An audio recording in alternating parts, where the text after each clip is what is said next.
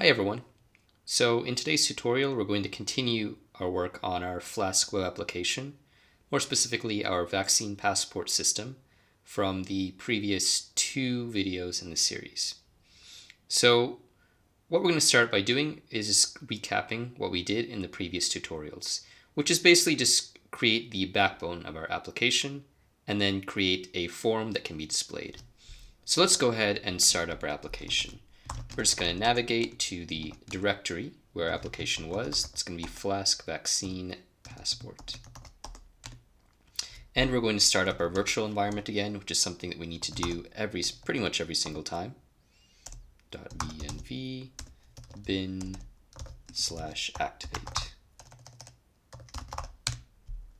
And we can see we've activated it because we've got our venv right here in these parentheses.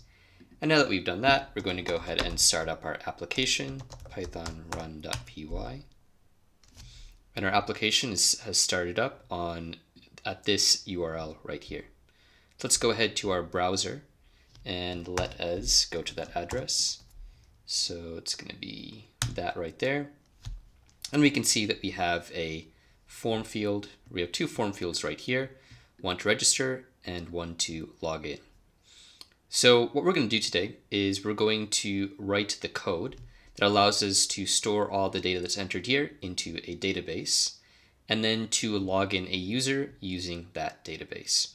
Now we're not going to go through the whole login process. We're just going to go through the database side. So basically how you can store information in a database and how you can access it and verify it as well in our Flask application. So what we're going to use in order to do this is we're going to use something called SQLAlchemy. So I put up another video recently which allowed us to do something very similar using SQLite. But what SQLAlchemy does is it kind of abstracts a lot of the database stuff away. In fact, if you're using SQLAlchemy, you can do the same things and more without even writing any SQL code, which can be a lot easier to deal with if you're working with a large-scale application. And since this is kind of a model for any application you might want to build, I decided to kind of redo this tutorial using SQLAlchemy, which is called an ORM, an Object Relational Model. It's basically code on top of any database functionality that makes it easier to work with. So the first thing we're going to do is this. Inside our application right here, we're going to go ahead and we're going to do a Control-C. And we're going to stop our server, and then we're just going to go ahead and let's go ahead and copy this code right here, pip install, and then we're going to install that right here. Just go through doing that. It's really the only package that we need to install for our project today. So now that we've done that, we need to make a number of changes in our init.py file. So our application, we use run.py to start our application, but all of our application settings and all of the most basic information to run our application is stored in init.py in our app folder, all right? And also, just as a recap, views.py is where we store the URL routes where the user could access information like HTML files or whatnot. So this is where we can actually access different parts of our application. So going back to init.py, now that we've installed our package right here, SQLAlchemy, we're going to go ahead and include that in our application. So we're gonna type in from Flask_SQLAlchemy import SQLAlchemy. Okay, and the next thing we're going to do is we are going to add some settings in this file, some configuration variables. So the first thing we're going to do is we're going to add a secret key, which is kind of essential here. Secret key.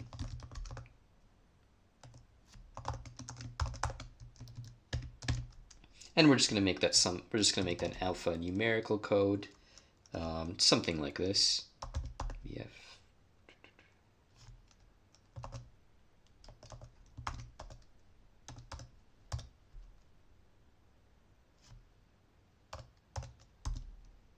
that should do it. I just kind of came up with a random alphanumeric code there. You can make that whatever you want.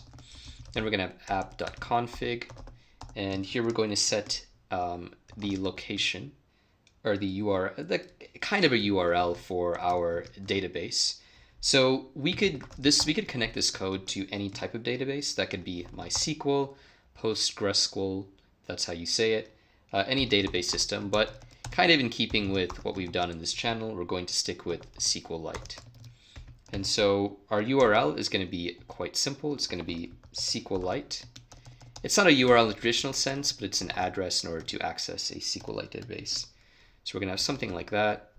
We need to have an equals right there. And then we're going to have doctor underscore patient information .db. And this just means that we're going to have a database that's named this right here in our app folder. And that's going to pop up once we run everything. And then we need to add this. I'm not really going to explain this right now, similar to the secret key. But I ran into some errors without having this. So let's go ahead and type this in right here.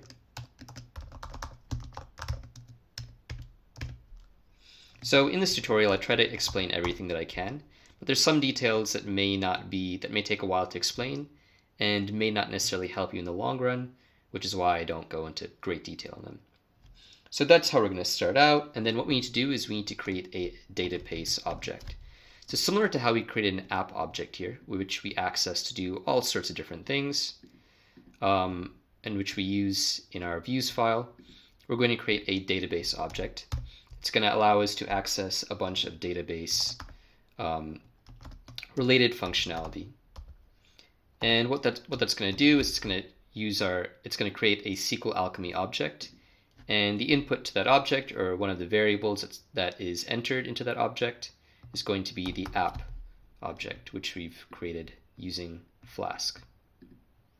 So now that we've done that, the last thing we want to do is we want to do from app import models. And the reason for that is that we're going to create a models file right here to hold all of our database related code. Now, at some point, we're going to change the names of some of these files to match what's called the model view controller model, which I'll go into in a future video. But for today, we're just going to call this models, and you just need to know this is where all of our database related code is going to be, and that's going to be in the app folder, just like the views file. So now that we've kind of done most of the important work, actually maybe they should just go right down here. Let's just see if there's any other errors here we need to fix. Looks like I spelled SQLAlchemy wrong. For now, it looks like we're good to go. So let's go to our models file and start writing some database code. Now, what I'm going to do is I'm going to write this code. I'm just going to write it all out, just go line by line. You don't need to follow me for every line. You can also look at the code that's been included in this video, but I go line by line just to kind of explain what I'm doing and just so there aren't any questions about why I've done what I've done. So let's go ahead and get started. The first thing we're going to do is we're going to import our DB object. And we're doing from app, meaning from the app folder, which is the folder we're currently in, import DB. So now that we've done that, we're going to create, for our vaccine passport system, we're basically going to have three models, or three types of objects corresponding to three tables in our system. We're going to have a table of doctors where all the names information of the doctors is held. We're going to have a table of patients. And then we're going to have a table of vaccine dose. So basically you're going to store three types of data: doctor data, patient data, and data for vaccine doses that will correspond to patients. Now, a lot of concepts that are being used here have been covered in previous videos in my PySimple GUI tutorials. These are relating to databases and how they work at a basic level. I'll include those in the description below so you can take a look at those before you do this tutorial, because a lot of the information there is really essential to understanding what we're doing right here. So the first thing we're going to do is we're going to create ID equals db.column, db.integer, primary key, what's true. So this means that we're going to have a column with the name of ID. It's going to be of integer data type, and it's going to be a primary key, which means that this is going to be used to access the individual values in the doctor table. So basically right here we have column, data type, and then some other characteristics after that. And every piece of data is going to kind of follow this model, or every column in this table, every field, also known as a field, is going to follow this format. So the next thing we're going to have is name, the name of the doctor, which is going to be, we're going to make that a string. Let's give it 120 characters. That's not going to be a primary key, and that can be left blank because it'd be cool to have, but at the same time, we don't really care that much. Sorry, this is actually going to be false. False meaning that we need to fill it in. I forgot that actually in our form right here, where is that? In static, where we've kept all of our, or sorry, in templates, where we've kept all of our HTML files, we do have a name field here that needs to be filled in. So that's actually going to be mandatory. The next few fields are going to be similar. We're going to have email, and that's going to be pretty much the same thing, except we're going to say index equals true, meaning that this is going to be used more prominently to access information in our database, and unique equals true. This means that every single record needs to have a unique email address, otherwise we're going to get an error.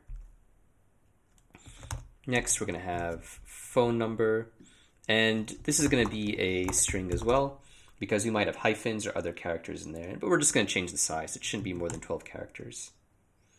And this also needs to be unique. It doesn't really make sense for, I mean, especially in the day and age of cell phones, it doesn't really make sense for two users to have the same phone number even if they live together.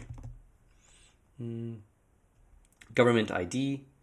This is going to be a government-given identification number to identify a given doctor, which exists in some countries and not in others. So this is going to be a string as well, because it's going to be alphanumeric, but it's only going to be 6 characters long. And this needs to be unique as well. Next we have, so this is where it gets interesting. We have not a password, but a password hash, which actually stores our data, our password data, in an encrypted format. And the reason we do this is in case someone manages to hack into our database and see all the data, they still won't be able to get access to the password. And as part of this password functionality, we're also going to import, we're going to create 2 functions that can be used along with the doctor object. That's going to be a function called setPassword.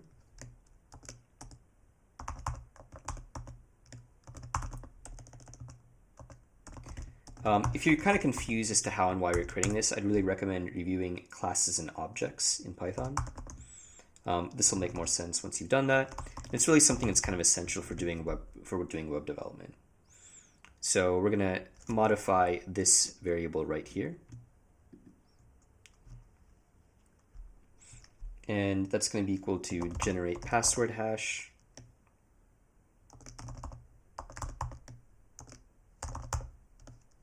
And then password. So basically what's going to happen is that we're going to use generate password hash to turn whatever password is entered in by the user in this form.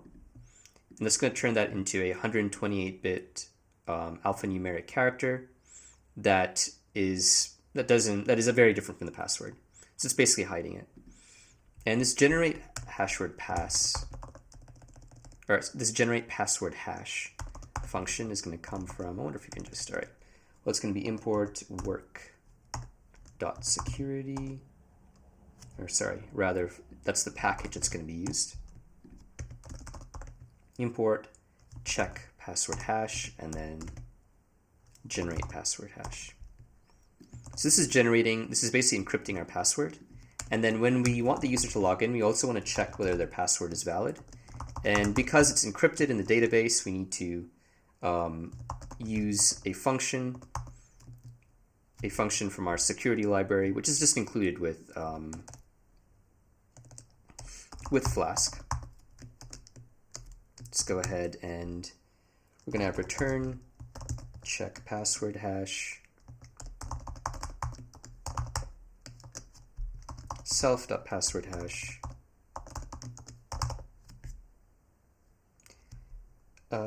and then password. And this is just going to, we're going to use this when we log in. We'll get to where and how we use this once we get to our views and actually logging in a user. Okay, so the next step is we're going to create a foreign key relationship with our patient. So we're actually going to create a one-to-many relationship with the patient class. And the way we're going to do that is we're going to do patient equals db.relationship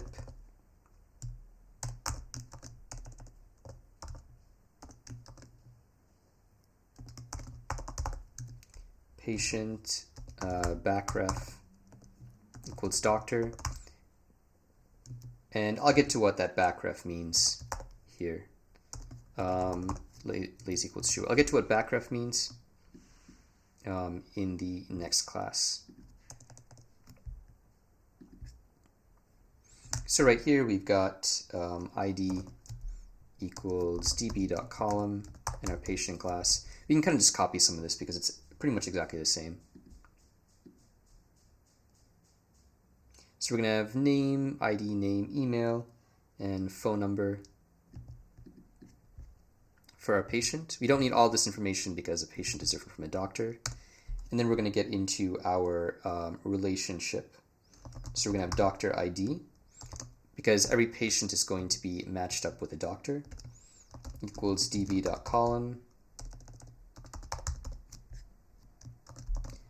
db.integer db.foreign key and then doctor.id.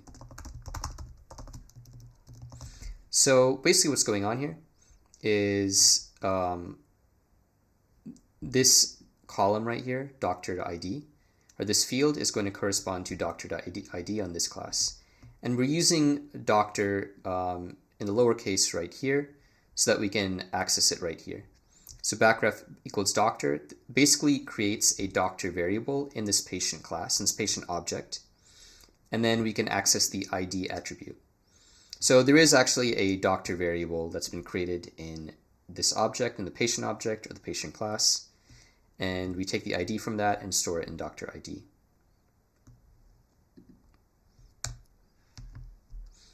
So what that means is that the ID is going to be, the ID here in doctor ID is going to correspond to one of the doctors in the doctor table, just to be really clear in how I explain it.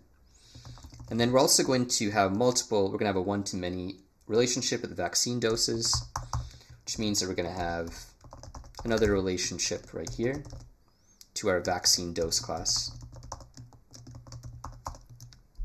And then we're going to have backref equals patients, which will create a patients variable, kind of an invisible variable in our vaccine dose class as well.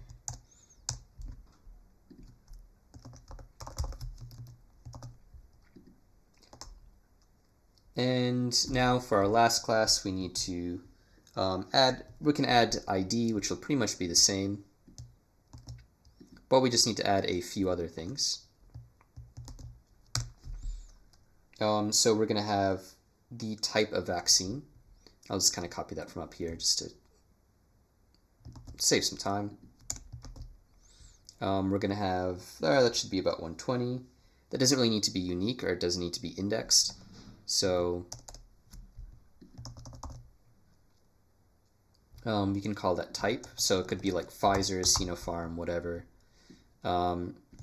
Then we'll have volume, which is just going to be numeric, and that means that instead of being a whole number or an integer, it could be some kind of decimal.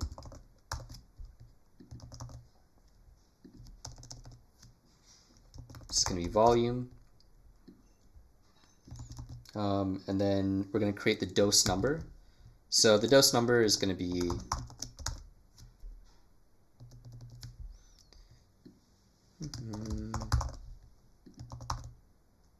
so it's going to be the dose number right there.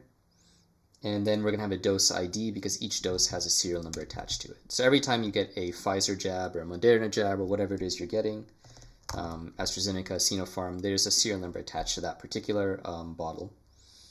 And that's going to be a string because it's usually alphanumeric. And that's going to be 6 characters long.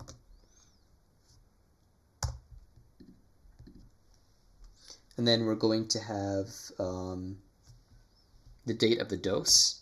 This is going to be a little bit different because we're going to use some date time functionality, which always gets complicated. But I'll just give you a really basic rundown on how to do this here. In a future tutorial, we'll get into how we're going to work with this. This is going to be date time type. And time zone equals true, meaning a time zone is going to be included in the date time. In this date time, pretty much a string that's stored in our database. And what's going to happen is we're going to say default equals datetime.now. And that means that whenever a new vaccine dose record gets created, or a vaccine dose object, it's going to store the date, it's going to automatically store the date and time at which it was created. So this means that, for example, if you're a doctor and you enter in a vaccine dose for a patient, as soon as you create that vaccine dose in the system, it's automatically going to add the time and date when you created that.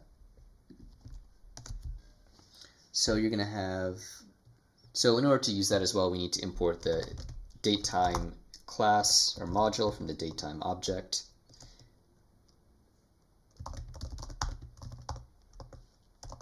Not sure if I phrased that right. Basically, this is what we've got right here.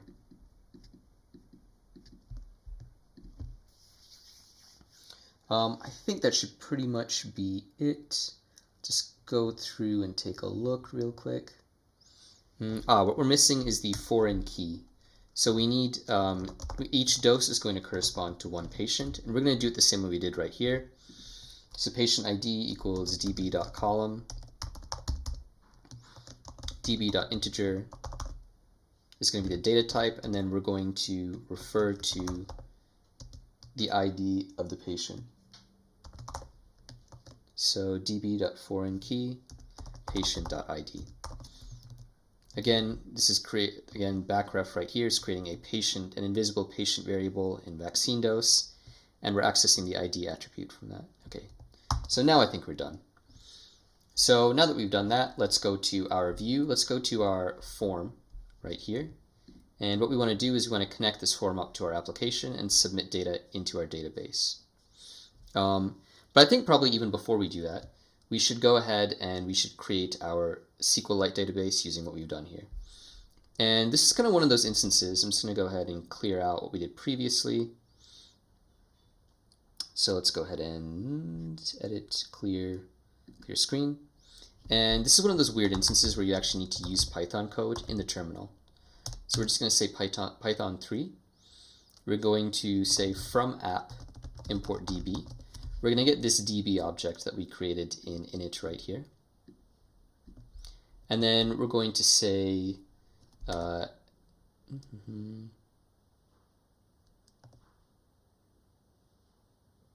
overhead. Okay, that should be fine.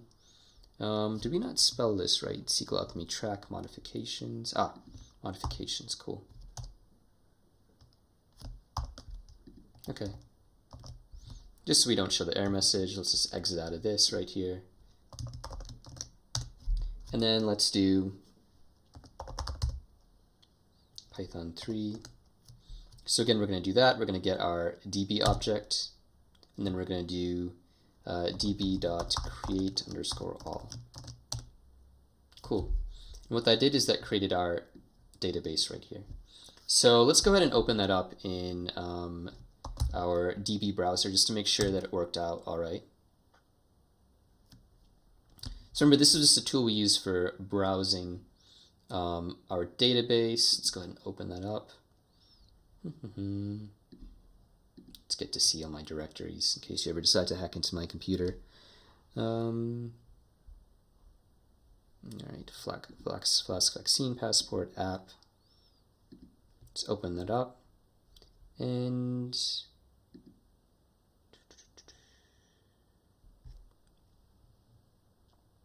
let's just make sure that we are in the correct. Okay, we're right there. We've done db.createAll.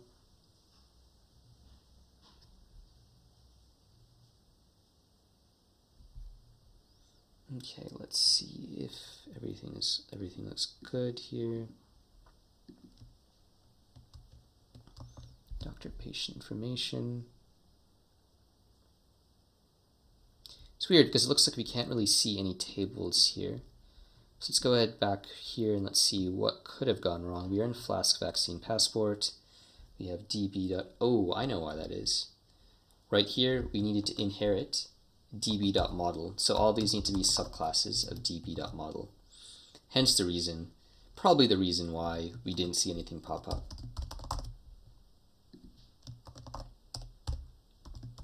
Cool. All right. So we need to have db.model. All right, so what we're going to do is we're going to go ahead and delete this database right here. And we're going to give it another try. We're going to exit out of this. We'll get to open it up again. So let's just just to create a new context. We don't really need to do this, but sometimes it's worth doing it to avoid any unforeseen errors. From app.importdb, we'll do exit. And oh, sorry, I didn't mean to do exit. Python 3 from okay, and then we want to do db.createAll. Right, let's do that again. Let's go back to our browser. And let's try to open that up again. Or I think we actually should have that saved right here. So file. Okay, and it created our tables along with some indices that make it more efficient to find information based on email addresses. Okay, so we've gotten our database created. So what we want to do now is we want to go to views and we want to set this up so that we can submit information here. We're going to open this up on the side and we can store that in our database. So to do that, what we need to do is we need to get our information from the form itself in the form of variables. So let's go to okay. What we're going to do first is we're going to create some settings. So I'm going to kind of reorganize this. So we're going to have our main page, which is main.html, but I'm going to change this to register doctor because that's really what we're doing.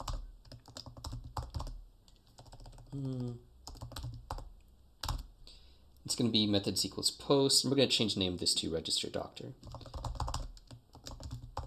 We're also going to create another function called, we'll create another function called login doctor, just to get our login functionality working. So what I'm going to do right here is we're going to get request.form. So we're going to say form equals request.form, just to kind of shorten things up. And then we're going to create a new doctor based on the information that's been submitted in this form. So we're going to import from app.models, so our models file right here. We're going to import doctor, or app.models. There we go. Cool. Okay. So we're going to say doctor, and then we're going to have some parentheses right here. Name equals form name, corresponding to the name right here in our HTML. And let's just go ahead and just kind of do some copy paste right here to speed things up. Email.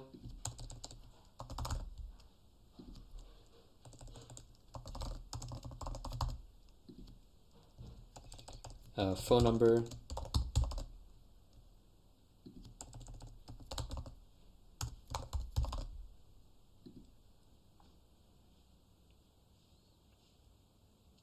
government ID.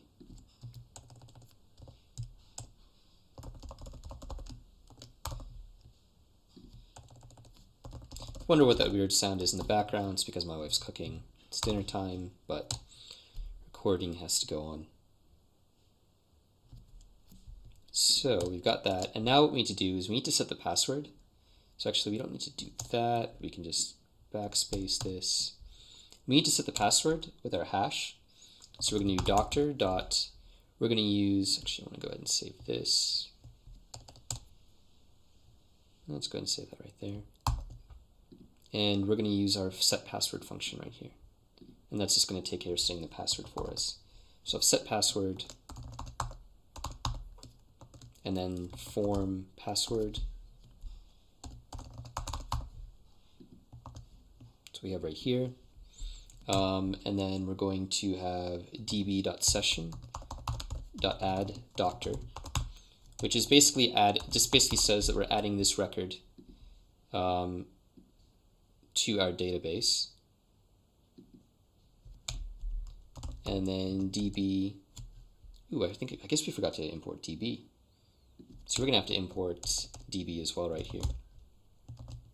db.session.commit. And then we're gonna just return a message that says successfully registered. So let's go ahead and try that. Let's go ahead and try submitting a,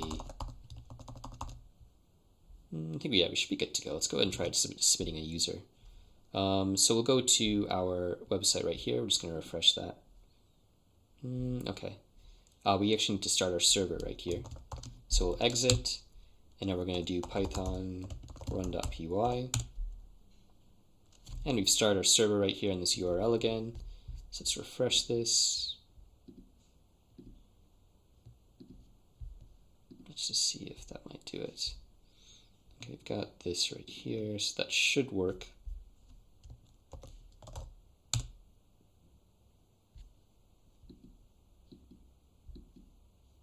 Let's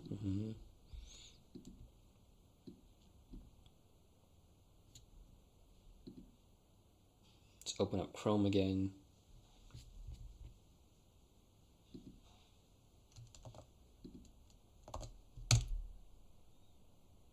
Okay, sometimes a website gets cached, which means that it just doesn't show us any update information. So let's just say John at gmail.com.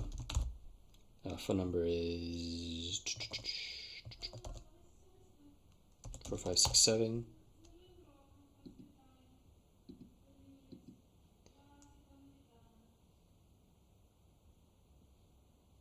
And then let's just do John. So let's go ahead and try to submit that. Okay. We need to update our form then. So right here, if we go back to our HTML,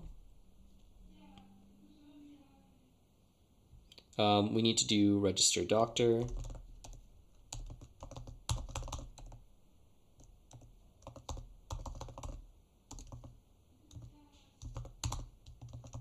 And we want to change this to login doctor.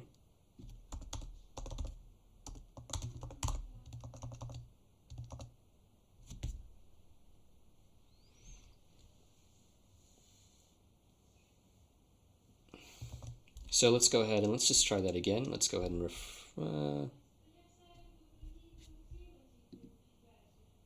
okay, and let's say John at gmail.com 789-675. Let's just say AJX 542, and then let's just give him password John. Okay, it looks like he's successfully registered. So let's go back and let's browse data right here, and we can see this record right here.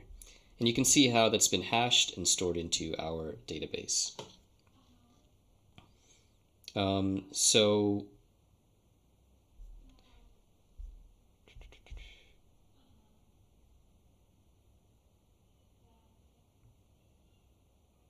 Okay, so what we're going to do now is we're going to go ahead and do our login functionality.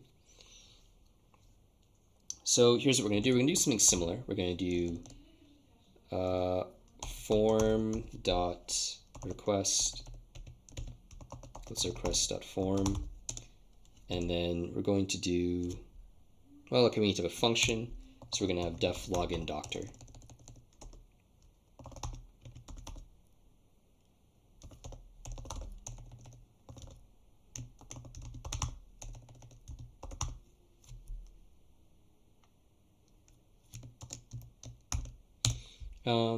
Okay, and then we're going to have form equals request.form. And then what we're going to do is we're going to run a query on our database, which is going to be quite different from running SQL queries.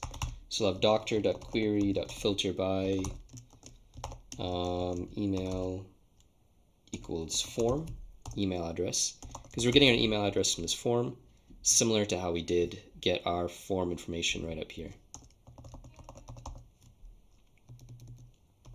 At first,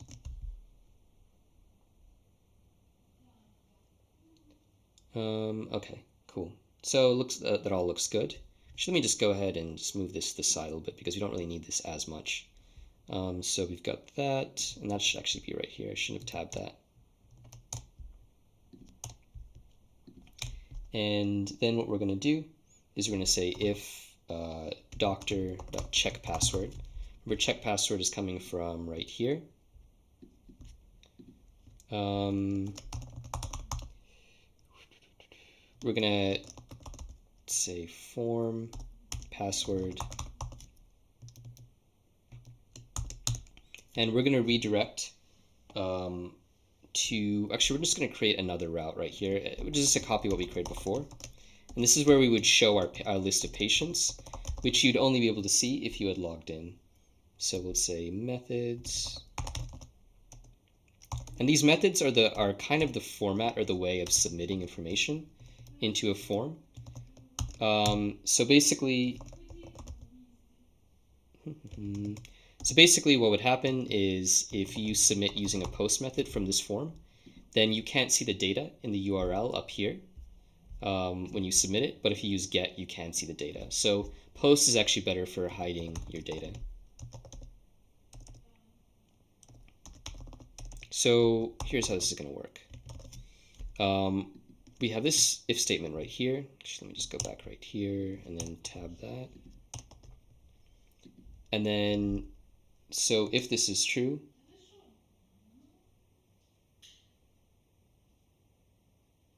we're just going to redirect the user to this route right here.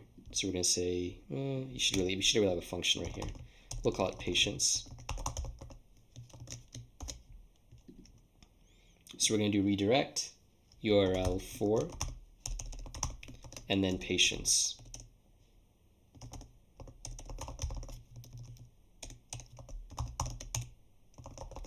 And if that doesn't work, we're just going to return error. Now, this is just like really a sort of slapdash solution. We're going to make this a lot more elegant using JavaScript and using try except statements later on. But right now, basically, we're going to check the password using our function right here, which converts the password from a password hash. So it converts what's stored in the database from a password hash to a password, which we can compare to what the user entered in right here. And then if that's true, we're going to send them to patients. And the reason we'd send them here is because this is where we will show a list of the patients that's corresponding to the doctor. So we're also going to, we need to import from Flask redirect, and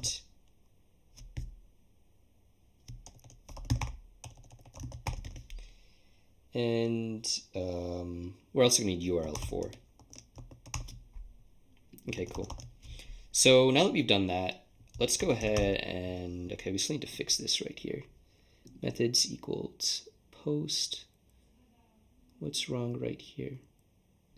Okay, we don't really need that. I always look at it like it's a function. So we've got that right there.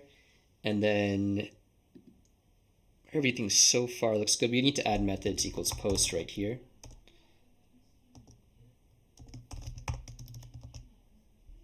And the reason we're going to do that is to correspond to this one right here.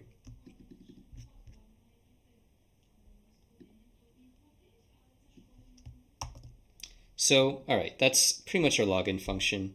What we need to do right now is we need to go ahead and test it, see if we can log in. So let's go back right here and let us log in using John's credentials. All right. So we'll say, well, actually, let's just go ahead and just, okay. Interesting. So we've already got an error right here.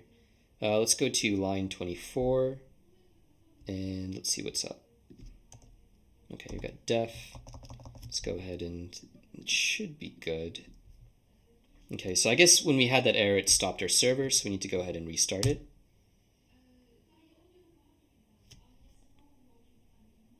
Okay, so let's go ahead and refresh this right here.